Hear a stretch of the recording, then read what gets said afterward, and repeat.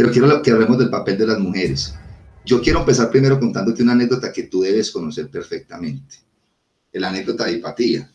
Yo no me acuerdo si es Hipatía o Hipatia, ya que se me olvida. Lo pronuncian de las dos formas. De las dos formas. O Hipatía. Claro, básicamente fue una mujer que fue directora de la Biblioteca de Alejandría, una mujer que supuestamente era muy bella, pues no tenemos los testimonios, pero no hay pero independientemente de que no haya sido bella, pero decían que era muy bella, pero que era una mujer muy inteligente, pero que le tocó una época donde el cristianismo estaba iniciando.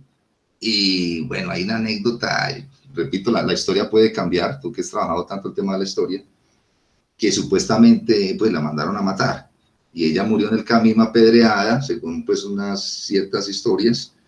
Hay una película donde muestran que murió fue apuñalada, pero la cuestión es la siguiente, el papel de la mujer en la historia, y yo no diría que solamente de Occidente, en gran parte del mundo, yo lo he dicho en algunas clases, y repito, esta afirmación va a ser súper temeraria lo que voy a decir acá. La mujer ha sido subvalorada en la mayor parte de la historia de Occidente. Es decir, una mujer no podía ser científica, ni astrónoma, ni abogada, ni filósofa. Ha sido subvalorada en casi toda la historia de la humanidad. Fuera de eso, la esclavitud. Vamos a la esclavitud. Entonces, más subvalorada todavía, la mujer de raza negra. Todavía más subvalorada. Ahora, eso ha cambiado en los últimos años.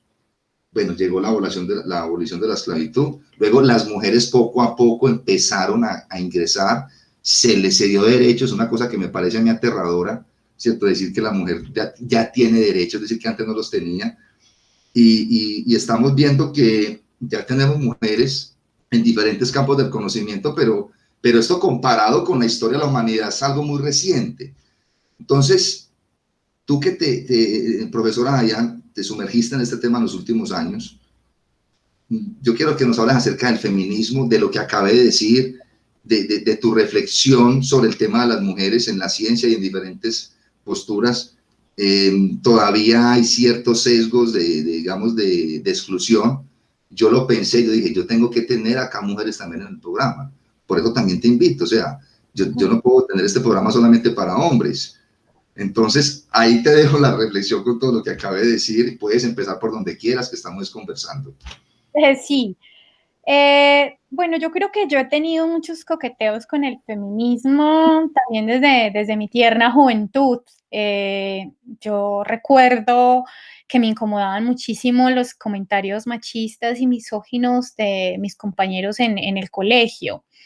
Cuando pasé a la universidad, bueno, como que curiosamente no, como que no advertía también ese mismo comportamiento, no sé por qué estaba como tan absorta en mis estudios que no advertía muchas cosas que terminaron generando molestia, incomodidad. No sé por qué no advertí que no leíamos muchas mujeres, que nuestros estudios estaban todos volcados a escritos trabajados por hombres o a reflexiones masculinas. Y no sé por qué nunca me incomodó eso, precisamente eso. Bueno, y es que acaso las mujeres no han hecho también reflexiones del mismo calibre. Y bueno, creo que en los últimos años pasó algo maravilloso en el Departamento de Filosofía de la Universidad de Caldas. Allí trabajamos, digamos que en comparación con muchas otras escuelas de filosofía en el país, un número un poco más equilibrado digámoslo así, de mujeres. Y bueno, se nos ocurrió emprender un proyecto que ha tenido muy buena, diría yo, muy buena acogida en la ciudad, que es el proyecto de las hijas de Lilith. Uno de los objetivos, porque bueno, nosotros realmente nos hemos trazado varios objetivos, algunos más ambiciosos que otros, pero uno de ellos en particular consiste justamente en rescatar el trabajo de las mujeres filósofas que ha sido invisibilizado a lo largo de la historia. Y allí me llevé muchísimas sorpresas. El semestre pasado, de hecho, ofrecimos un seminario de filósofas y bueno, ese seminario me encantó porque, no sé, me llevé muchísimas sorpresas. Entre esas, entre esas sorpresas, haber leído, por ejemplo, Anne Conway. Anne Conway es considerada la Leibniz inglesa. Tengo que confesar que me generó muchísimo malestar esa denominación. Y te voy a contar por qué me causó muchísimo malestar esa denominación. Realmente Conway, la condesa Conway, es quien hace eh, o quien, digamos, adelanta muchas reflexiones que en última instancia van a ser aprovechadas por Leibniz, que bueno, todos sabemos que Leibniz es uno de los filósofos modernos, bueno, más, sí, por no decir, bueno, uno de los más geniales. Y es muy llamativo porque de hecho Leibniz hace un reconocimiento al influjo que ejerce el pensamiento de Conway en su trabajo. Entonces, me resulta muy molesto porque nota tú, cuando se dice que Conway es la Leibniz inglesa, esta realmente es una estrategia de invisibilización del trabajo de las mujeres. De hecho, es una estratagema bastante sutil, que consiste en presentar a la filósofa a la sombra de un filósofo y es una manera muy subrepticia de restarle originalidad, sobre todo originalidad y valor a su trabajo. Si somos justos, realmente a Leibniz es a quien tendríamos que llamar la Conway alemana. Esta sería la denominación justa. Sería más justo. Me resultó completamente sorprendente eso, porque ella ofrece en su texto The Principles of the Most Ancient and Modern Philosophy, hace un trabajo estupendo por rebatir el dualismo cartesiano con unos argumentos muy ingeniosos, incluso desarrolla pruebas por reducción al absurdo. O sea, es una filósofa increíble, y esta filósofa la conocí con Las hijas de Lilith. Hay otras que también me dejaron completamente sorprendida. Flora Tristán, de quien Marx también dirige muchos elogios por sus contribuciones al desarrollo, al pensamiento socialista. Y una en particular, Cristina de Pizan, escribe su trabajo la ciudad de las damas. Es una suerte de utopía femenina, o es una utopía femenina que antecede a las tres grandes utopías del Renacimiento. Si tú vas y buscas, por ejemplo, en una librería las tres utopías del Renacimiento, publicadas por el Fondo de Cultura Económica, pues bueno, ahí está la Nueva Atlántida de Bacon, la de Tomás Moro, Campanella. Bueno, ahí, si somos justos, habría que incluir la ciudad de las damas de Cristina de Pizan. Es decir, es fácil advertir que las filósofas ya habían anticipado muchos de los planteamientos de los filósofos que brillan en la constelación filosófica y cuyo mérito extra finalmente es tener barba. Yo quiero decir también que el feminismo, y sobre todo, digamos que el feminismo, porque hay de hecho distintos tipos de feminismos. Yo creo que no soy la voz más autorizada para hablar de feminismo, porque tengo colegas que llevan muchísimos años dedicando toda su concentración y sus mejores esfuerzos al estudio de los distintos tipos de feminismos. Pero a mí en particular me gusta mucho insistir en que el feminismo es hoy más necesario que nunca.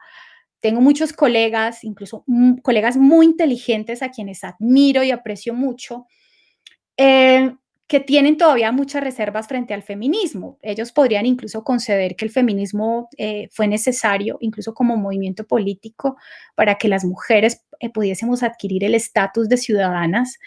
Y podrían decir hoy, miren, el feminismo fue necesario, pero ya hoy todas las mujeres gozan de todos los derechos, al igual que el hombre, entonces no es necesario hoy.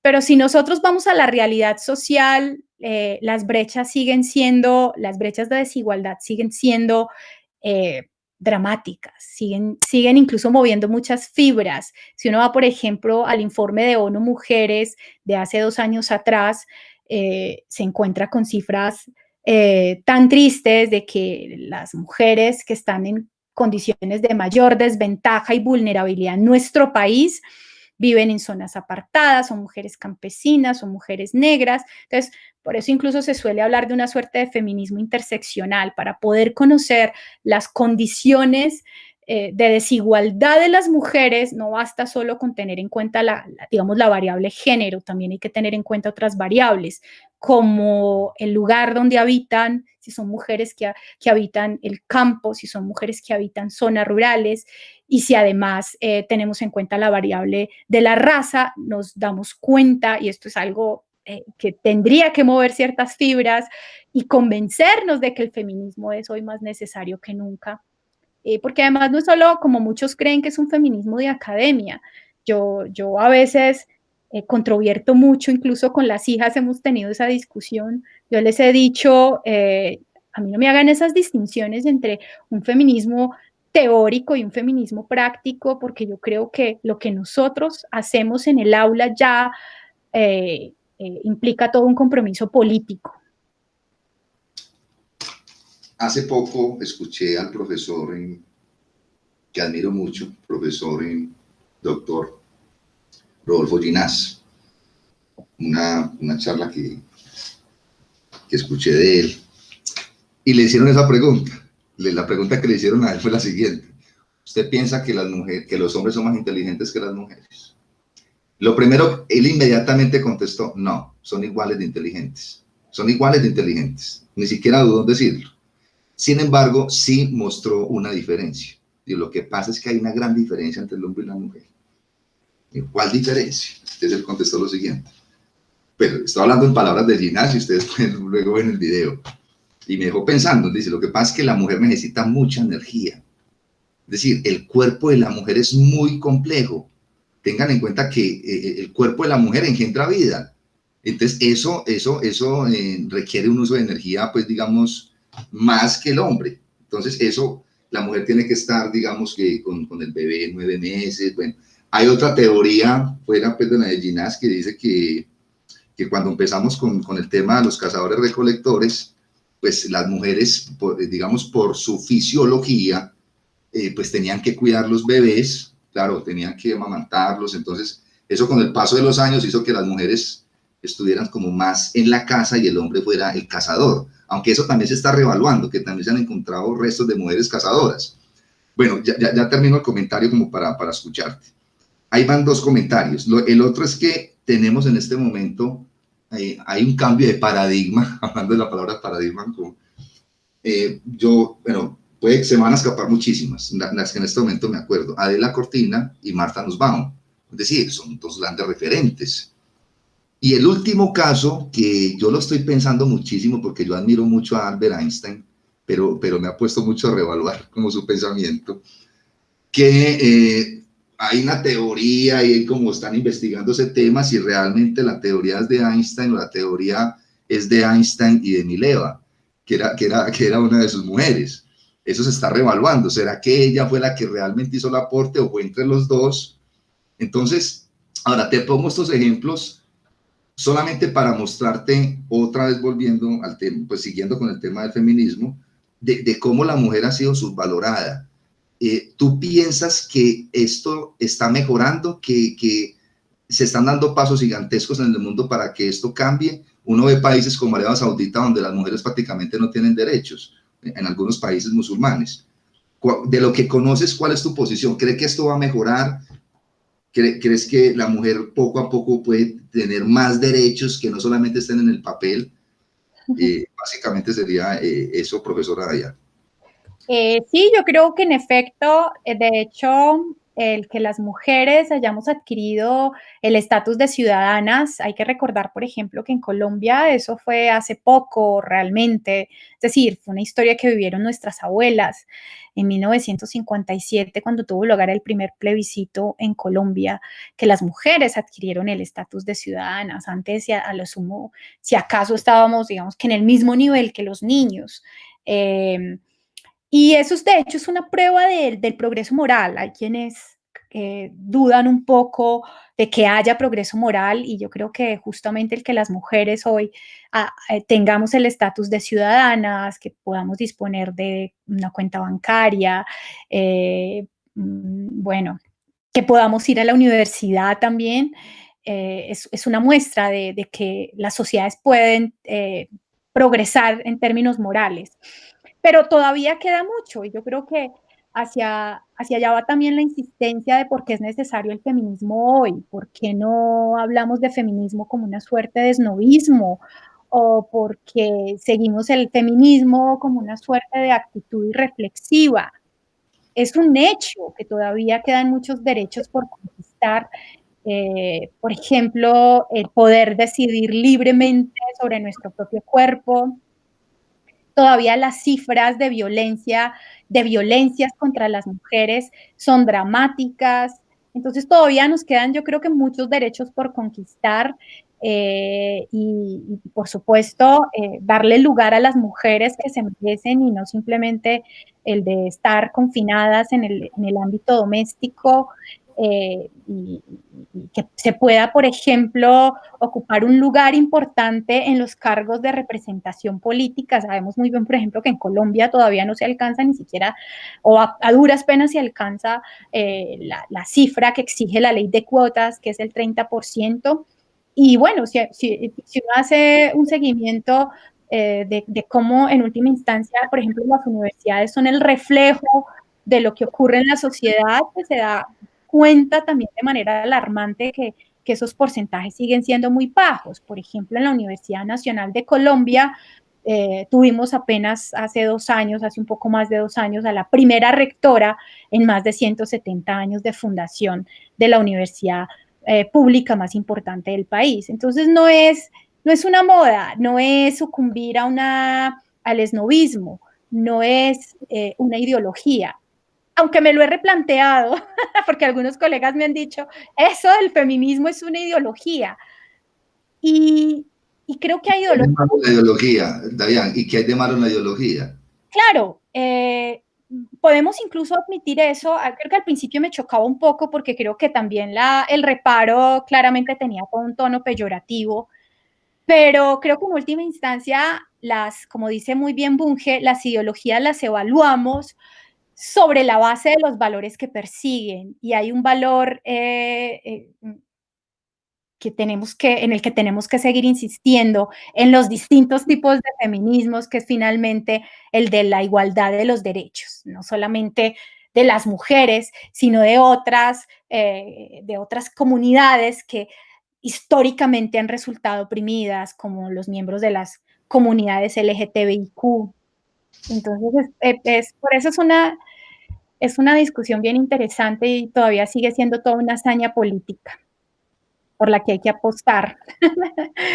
Muchísimo, muchísimo. Yo pienso que yo he visto tu programa, he visto Las hijas de Lili y me quedé sorprendido excelente el programa, lo escuché detenidamente, no los he podido ver todos, pero sí vi algunos. Y lo que tú dices es verdad, yo creo que es el progreso moral, es decir, los hechos lo muestran. Eso no significa que sea perfecto, es decir, todavía tenemos que ir mejorando en ese aspecto, digamos, de la igualdad de género. No sé si será el término apropiado de igualdad de género, no soy pues experto en estos temas. ¿Si es apropiado decir igualdad de género o no es apropiado? Bueno, lo que pasa es que el género, sí, yo insistiría sobre todo en la igualdad de derechos para los distintos géneros, porque bueno, tú sabes muy bien que finalmente el género es un concepto social, es un concepto que se construye socialmente. Y bueno, esto lo saben muy bien los expertos y los estudiosos, aquí valga la redundancia, en los estudios de género, que esa distinción binaria, bueno, ya está muy mandada a recoger entre mujer y hombre. Y yo creo que en esta lucha nosotros tenemos que acompañar, como te decía, a aquellos quienes cuyos derechos también han sido tradicionalmente vulnerados, que no se les reconoce, que se les invisibiliza, la comunidad trans, y bueno, la comunidad binaria. Es de hecho toda una comunidad muy amplia, muy diversa. Entonces, eh, por eso te decía que es toda una hazaña política y es una hazaña también por la pluralidad. Es un valor, digamos que lo que se persigue, si en última instancia admitimos que es una ideología, y juzgamos las ideologías por sus valores, es en última instancia el reconocimiento por el otro, que es un propósito político, diría yo, admirable. Alimentan. Tú eres la primera mujer que tengo acá en el programa, doctora en física, ya tuve la doctora en filosofía. Entonces, quiero hacerte esta pregunta porque me parece importante. Las mujeres, y lo dije en una conversación anterior, han sido maltratadas en prácticamente casi toda la historia, y no solamente Occidente, ¿cierto? Incluso con el amor que le tengo a los griegos, la mujer no tenía un papel ahí pues importante en el mundo griego. Y ya uno empieza a ver que a partir de, uno podría, bueno, no hay una fecha exacta, pero digamos a partir del siglo XIX, XX, con Joan Stuart Mill, que hizo una defensa de las mujeres, bueno, ya uno encuentra a ver mujeres en la física y en la ciencia, colombianas, que tenemos una colombiana que está en la NASA, la muy reconocida Marie Curie y Andruyan, bueno, muchísimas mujeres. ¿Cómo ves tú todavía el tema de las mujeres en la física, en la ciencia? ¿Todavía se ve mucho ese machismo? Hasta, no sé, quisiera como una reflexión tuya sobre el tema de las mujeres en la ciencia. Sí, el machismo existe todavía, ¿no? Porque existe además una formación desde niños que se les da en las casas, ¿no? Y es que desde los juguetes que se les compran a los niños, ¿cierto? A la niña que se le compra, y todavía existe, ¿no? Es muy común. A la niña se le compra la muñeca maquillada con el kit de maquillaje, la estufita, la lavadora, la licuadora y todas esas cositas, ¿cierto? Al niño que se le compra, al niño se le compra el armotodo, la bicicleta, lo que yo digo, los juegos chéveres, ¿cierto? Los juegos chéveres se los compran a los niños, a las niñas les compran los juguetes más aburridores. Esa era una de las cosas, por ejemplo, que mis padres eran de avanzada. Ellos no eran de comprarnos muñecas, éramos 4 hermanas, mujeres todas. Pero ellos, no era que tuvieran mucho dinero, pero cuando podían comprarnos cosas, nos compraban cosas que ellos consideraban interesantes, juegos, cosas, ¿sí? Pero hoy en día continúa igual que hace muchos años, ¿no? Esa tradición del rosado para las niñas y el azul para los niños. Entonces la bicicleta tiene que tener fucsia con la Barbie pintada al frente y si es niño con el hombre araña poderoso y tal. Desde ahí ya se empieza a inculcar un imaginario de que las niñas tienen que dedicarse a pensar ciertas cosas porque no tienen capacidad intelectual para dedicarse a otras cosas. Entonces uno encuentra inclusive estudiantes de la licenciatura en física machistas, niños, e inclusive niñas también machistas, ¿cierto? He encontrado niñas que empiezan a comportarse como niños para tener aceptación dentro de sus compañeros. Porque si se comportan como señoritas, sus compañeros van a pensar que son demasiado femeninas para estudiar física. ¿Sí?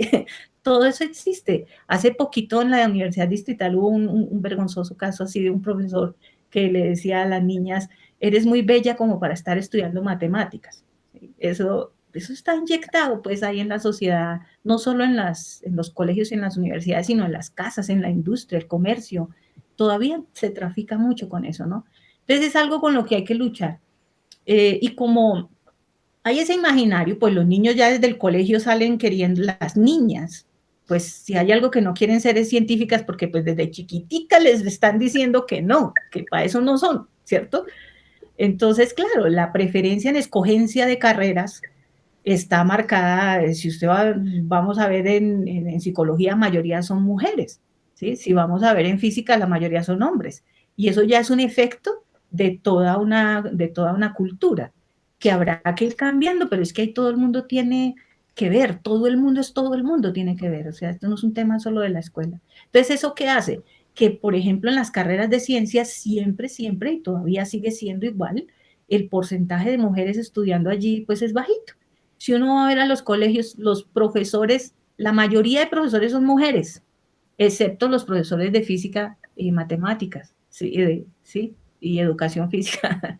Está bien marcado, eso todavía existe. Entonces, claro, el tema de que se tienen menos oportunidades opera como un círculo vicioso. Entonces se tienen menos oportunidades, por lo tanto hay menos mujeres, por lo tanto seguimos creyendo que es que las mujeres son menos que, ¿sí?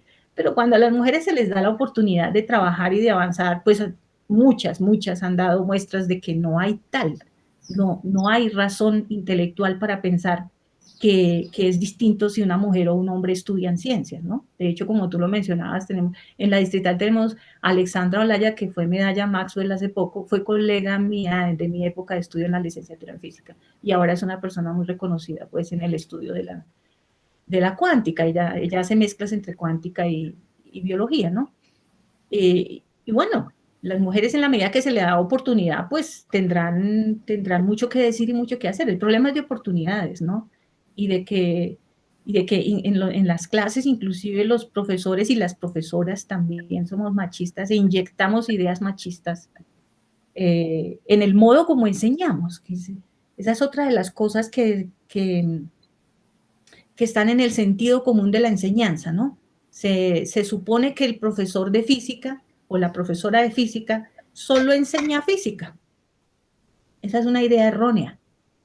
Por más que el profesor esté hablando de solo física, está enseñando filosofía, política, ¿cierto? Religión, ideologías, todo eso está presente. Hace poco hice un ejercicio con mis alumnos de ver cuántas ideas un profesor inyecta en un discurso de una hora.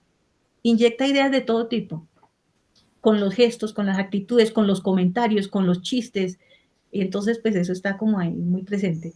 Entonces, pues bueno, no sé, la pregunta que me hace sobre la función de las mujeres en la sociedad pues ha sido poquita, pues precisamente porque han sido pocas las oportunidades, pero hay que abrir esas oportunidades, y abrir esas oportunidades implica cambiar mucho las formas de pensar, ¿no?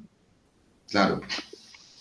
Yo por eso, y no lo hago solamente para quedar bien con las mujeres, ni conmigo mismo, lo hago porque pienso que todo, digamos, la sociedad está mejorando muchos aspectos. Yo no soy tan apocalíptico en muchas cosas.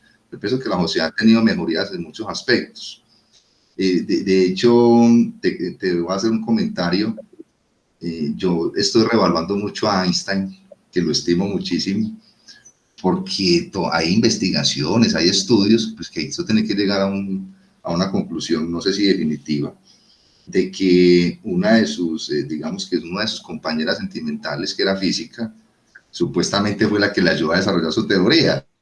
Otros Era dicen, no, matemática también. exacto, otros dicen, no, ella fue la que la hizo y él se la copió. Bueno, no sé, no sé realmente la conclusión, pero siempre, claro, está como la mujer detrás, pero menos mal que está cambiando contigo, con muchas mujeres. En filosofía, en derecho, era impensable una mujer que pudiera entrar a estas carreras, y eso me parece importantísimo, que el mundo esté tendiente a eso, esté tendiendo a un cambio en cuanto al papel de la mujer dentro de la sociedad. No hemos tenido la primera mujer presidenta en Colombia, apartamos solamente de ese hecho, y muchas cosas más.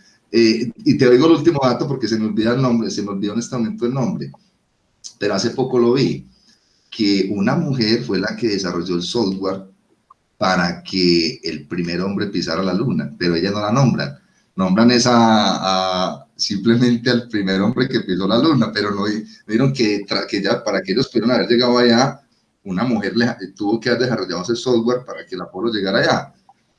Claro, pero no lo podían decir porque eso era mal visto. O sea, era humillante que salieran los hombres machos a decir que una mujer fue la que les resolvió el problema. Pues eso era mal visto culturalmente. Y lo mismo en la época de Einstein.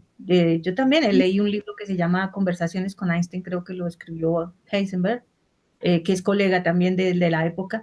Y en ese libro, por ejemplo, me acuerdo que ellos narran cómo el grupo de estudio que tenían eran ellos cuatro, Heisenberg y la esposa de Heisenberg y Einstein y la esposa de Einstein, se reunían los cuatro a discutir temas académicos de tú a tú, o sea, porque es que cuando uno está discutiendo temas académicos no tiene ningún sentido decir, bueno, si eres mujer, espera un momentico que voy a preparar mi cabeza para escuchar a una mujer, no, eso no funciona, ¿cierto? Cuando uno está en un debate como estamos tú y yo en este momento, estamos trabajando sobre el punto que es, y no implica, no tiene ninguna diferencia si es hombre o mujer quien lo está diciendo. El punto es cuánta solidez tiene el argumento. Y claro, cuando se construyen en equipos interdisciplinares entre hombres y mujeres, pues eso es por igual que se aporta, no es tampoco no que la mujer sea más, pues no, eso no tiene nada que ver, no tiene nada que ver con que sea mujer o hombre o trans o gay, lo que sea, no tiene nada que ver. Tiene que ver es con la capacidad de pensamiento que se desarrolla, con la línea argumentativa, ¿no? Y con la formación que se tiene como ser humano.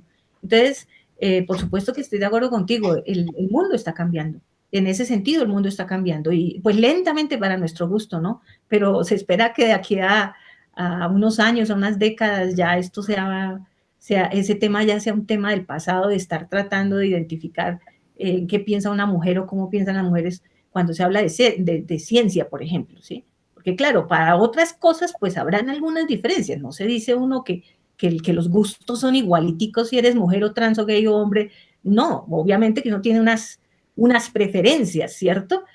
Pero en términos de producción académica en cualquiera de las disciplinas, eso no tiene ninguna... Un día yo hice un ejercicio conmigo misma, porque siempre me choca eso, ¿no? Cuando aparecen niños machistas en mi clase, me ponen alerta y me ponen a diseñar un poco de cosas para tratar de bajarles ese discurso, ¿no? Y no desisto hasta que no lo logro, ¿sí? Entonces, un día un niño dijo, yo hice un ejercicio en donde cada quien escribía en una hoja una respuesta a una pregunta que yo les hice, sin marcarla, sin ponerle nombre, solamente escribía la respuesta. Y luego rotábamos las hojas hacia la derecha a cada vez que yo les decía. Cada uno va a leer lo que recibió y va a hacer un comentario sobre lo que leyó, ¿cierto? Pero el comentario es académico, es de tipo, estoy de acuerdo con esta idea, no estoy de acuerdo con esta idea, ¿sí? Bueno, entonces rotamos las hojas hasta que llegué otra vez a su dueño.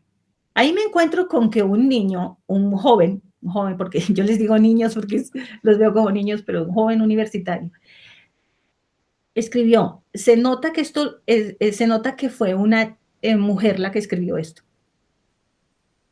Y resulta que no había sido una mujer. Entonces, el muchacho, el otro chico cuando recibió la hoja dijo, profe, vea esto que pasó. ¿Por qué dice que soy una mujer?